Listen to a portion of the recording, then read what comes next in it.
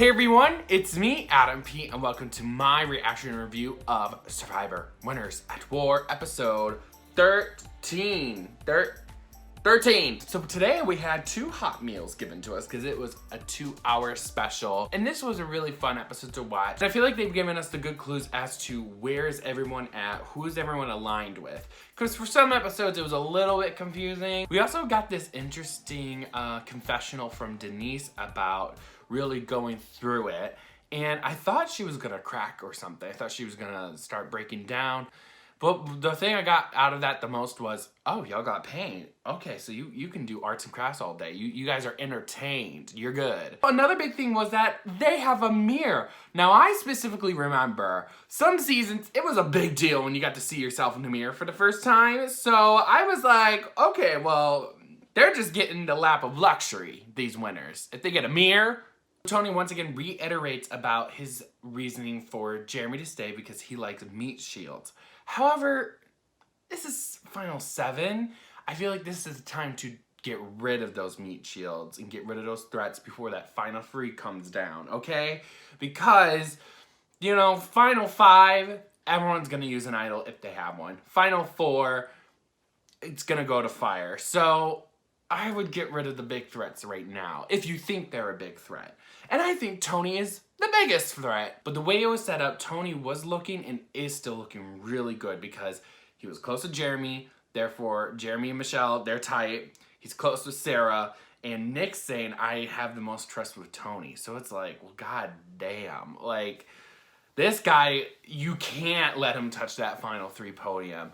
Unless it's a bitter jury, but I don't see a better jury with this cast. Based off this alleged Final 3 alliance of Sarah, Tony, and Ben, Tony would be my vote to win, definitely. We also got this interesting segment too where Sarah is trying to nudge Ben in the direction of getting out Nick, which was interesting because that is, in my opinion, one of the best strategies you can do.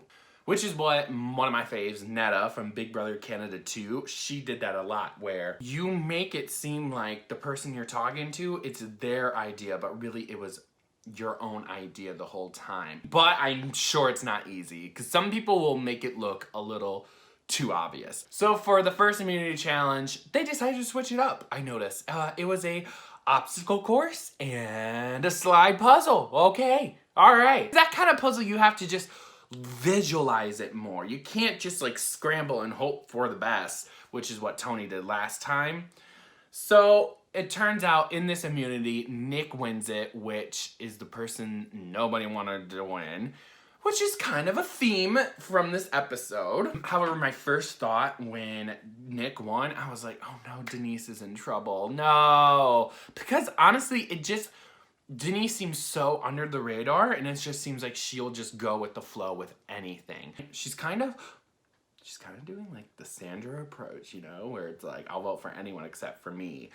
It's like it rubbed off on her when she slayed her. Also, for some reason, I kind of feel like they don't mention that this is for $2 million. Like, that's a really big deal, but maybe since they've all won $1 million, and these are all the newer players, they're still sitting a little cute. Just a little cute and comfortable. Maybe they all didn't blow their $1 million yet. But I just feel like, you know, that's a really big deal to mention. This is 2. After taxes, it's 1 actual $1 million. This was the time to see, okay, how is Denise's relationships? And it looks good because Ben was like, let's not take her out yet. Let's take the boot on Jeremy, the person he hasn't liked. A great moment, though, was when Ben told Jeremy, ask for Michele for the coin. And then he told Michele, oh, he's going to ask you for the coin. You should know, they're Final 2. They're super close. They will compare notes. So when that happened, I was like, things ain't looking cute for you, Ben. Not looking cute. Then I remembered, oh yeah, Jeremy and Michele don't have any say. They don't really have any power. Want. I mean, they like to think they have power with Tony, but Tony's just going to do whatever he pleases. And it's just interesting to see how no one, or it just seems like not a lot of people are clocking it, except Michele, which we'll get to. That's the only thing I would be thinking at Final 7. That's why I think Nick had a really good approach to it, is I'm thinking about the end. I'm not thinking about the final 5. I agree with him. This is the time to vote out the people who you know are going to win, okay? But it's tough because what if it's like your number 1? What if you're Sarah? I mean, I'm saying it in the moment, but like, I would vote out anyone. But would you go for the approach of like, oh my God, I didn't know what happened? Or would you go through the approach of, I'm really sorry, like I did have to vote you out because you are a threat? And the other catch-22 about voting out threats, it's like, well, we're still not at finale though. I need the numbers with me. And having majority numbers is just the sweetest feeling, I'm sure, in Survivor. So it's just tough. Like, do I want to guarantee the majority on my side to the end, or do I want to have a better chance at winning, but it would be harder to make it to the end? It's tough. It's really tough. I don't know. I'll cut a bitch. I don't care. I don't know. And with Michele being adamant about using the 50-50, at first I just thought, oh, that's gonna piss people off maybe if you just do it now. But it was the last day, so of course I'm using it. Of course. Who would blame me? So we get to the votes, it's up, and Michele uses her advantage, and it was very interesting seeing her really toy with the idea of giving it to Jeremy, because she knows Jeremy's always in hot water. But I think she made the right move in keeping it for herself, because if it was used on Jeremy, it would have been a tie of Michele versus Ben, and they would have revoted, and Michele definitely would have gotten the boot. Tony has been on the right with every vote, and Michele has been on the wrong. But I think both of those scenarios have good cases in winning. Yes, you could say, oh, if you're on the wrong boat, then what were you doing? You were surviving, though. You were outlasting the girls, okay? And she's just in the know. She knows Tony has got the whole show running. Because not only did Tony win 3 immunity challenges in a row, the next time he doesn't have immunity, he's completely safe, like his name's not even brought up. And he has an idol, and he didn't even, like, feel like he had to use it. So I don't know. It's just, the red flags are prevalent. They're there. So I don't know. But I feel like Sarah is someone who plays really loyally. However, it wasn't smart, because you should know that's like Tony's number 1. Of course, she's going to immediately be like, yeah, she wants you out, Tony. But she makes great points. Like, I feel like these are winners you should know. So I'm kind of hoping, I don't know. I'd be cool with Tony winning, because he is, I think, the best player right now, at the moment. The finale changes everything. And Edge, oh my God, everything. However, Sarah, you really should think about giving him the boot final 5, because 4, he'll have a chance at fire, but 5, that sounds right. Give him the boot. Just do it. Just do it. If you give him the boot, you deserve the win. So for our last Edge extinction, there's a throne of stone. That's all you needed to hear. Throne of stone, go. Natalie ends up quickly finding it, and it is, okay, you're gonna give someone a disadvantage, but you're selling this to someone, of course. Sell as much as you want. I was really surprised she sold for 8. I was like, we are playing hardball, but I think she knows not a lot of these Survivor contestants will want to pass any kind of advantage up. And then it comes back to my theory where if you're voted out earlier for the Edge, maybe you have an advantage, because you have way more opportunities to get these coins, and you have no chance of people stealing or, you know, wiping these coins out from you. You earn these, and these are yours forever until you come back in the game and get voted out, Tyson. But I'm not discrediting her, though, because she is a beast. You could tell, like, look at her run like that, and then that's the kind of rice they eat. At first I thought, oh, they're gonna use it on Michele. But Nick had it, so we were good, we're gooch, and Michele happily gave him 2 coins. And I'm thinking, because they're like, let's shake things up, let's do something crazy. So I'm like, okay, cool, put it on Tony.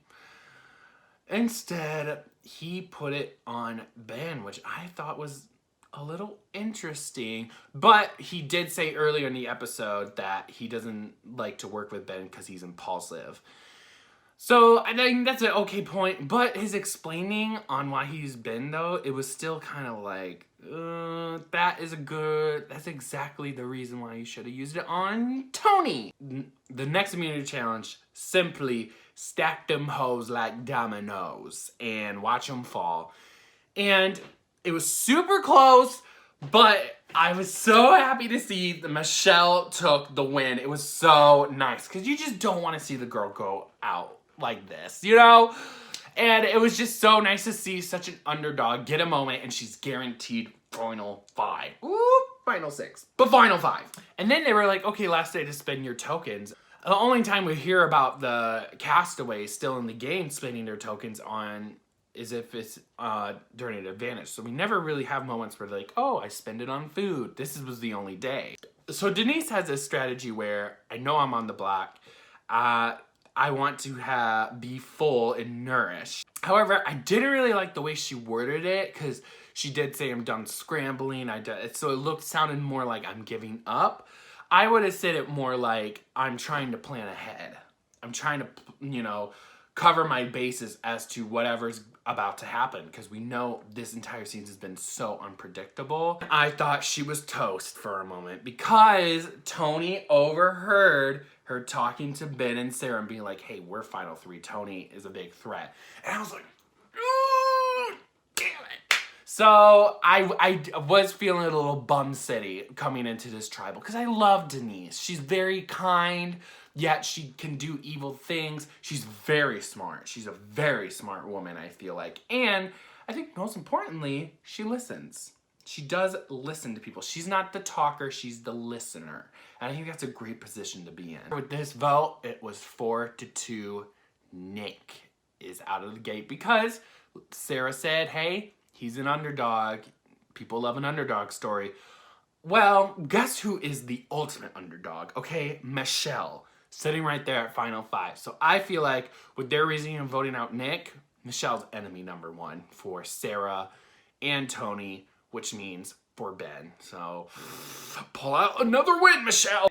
And at the very end of this episode, they were like, alrighty, let's do the battle back challenge. No, we're just gonna do a build up for it. Oh my God, Natalie, 14 tokens. Oh my God. That selling really saved her though. That was 8 out of 14. 4 out of 7. That was, my mind, that was 4/7 of her tokens was just that last advantage she got by herself. So she was balling, and I didn't realize, I thought advantages were 5 coins for some reason. No, advantages are 2, and immunity idols are 6. And that is a really, really, really important one, because I feel like if you win yourself back to the final 6, you're guaranteed final 5. Because I would use that boy immediately if I came back. Because honestly, if you are coming back into the game final 6, I'm voting your ass out. You could say whatever you want, and I will be like, yes, that's good points, that's wonderful points, but you are now the number 1 person likely to win the game out of us 6. I watched as an extinction, okay? I saw what went down. And you having that much of an intimate experience with the jury, no way. If you come back and you have an idol, you just have to survive 1 vote. 1 vote, then if you have your idol at final 5, boop, use it. You have to use fire, and there you are at finale, and I feel confident you will get a ton of votes. I mean, it's Natalie's game to lose right now with that battle back. 3 advantages? Oh, no. And here I am. Nick just got voted out. 0 tokens, 0 chance of me earning tokens to use for the battle back. See, it's such a disadvantage, but yet I stayed in that place longer. But Natalie stayed in Survivor Hell longer. Maybe that's the prize, that you got to stay there. And you always had a moment to, okay, now I feel better about it. Because you always had that chance of quitting, and you didn't quit. So, and it's tougher. Okay, I guess I see. that it's okay that Natalie has the advantage. The number one question I have on my mind is, how are they revealing the winner? I don't think they filmed it at Fiji. Did they film it right before everything went down, right before a shutdown? Or are they not doing it live? Are they postponing it? I still want the answer. The state of California is still gonna be on complete lockdown. Los Angeles for sure. So they're not filming a live finale taping. So I'm like, how are you? I don't know. I'm just hung up on that. However, CBS is promising us the finale is next week, and I'm really excited to see how this turns out. Thank you guys so much for checking out my review. Make sure you hit that subscribe button, and so you can always get my outlook on everything pop culture. Lastly, make sure you hit me up on my social media. I switched it up. Adam's Outlook. And I kind of like, it has a ring. A little bit of a ring to it. And I will see you guys next week for the finale.